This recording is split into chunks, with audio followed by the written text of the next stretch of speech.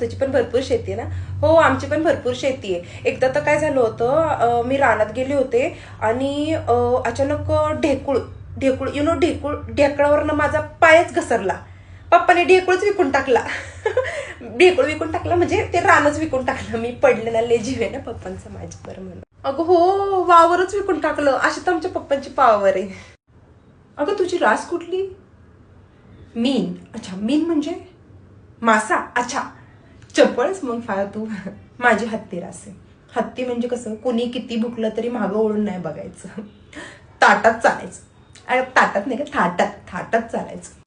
Phone तर माझ्याकडं त्या काळातल्यापासून आहे, ज्यावेळेस तर नाही का नोकियाचा फोन, त्याच्यामध्ये आपण स्नेकची गेम खेळायचो. स्नेक असा इकडून तिकडून जाणार, ते खाल्लं की तो मोठं होणार. पप्पांनी एकदा मला बघितलं ती गेम खेळताना, पप्पा खराखरच साप घेऊन आले घरामध्ये. मग काय, घरातले सगळे साप साप म्हणून खेळायला लागले. इकडं तिकडं सगळ्यांची नुसती पळापळ, लय मजा. खोकला येतोय का तुला? नाही, तिकडं तोंड करून खोक. अगं एकदा काय झालं, दादा चुकून तोंडावर खोकला, पप्पांनी खोक्यात घालून मारला. तेव्हापासून तो काय माझ्या तोंडावर परत खोकला नाही, तिकडं तोंड करून खोकतो. नाही नाही, तू नको घाबरू, तुला नाही काय करणार, इथं खोक पण नाही ना. घाबरू नको.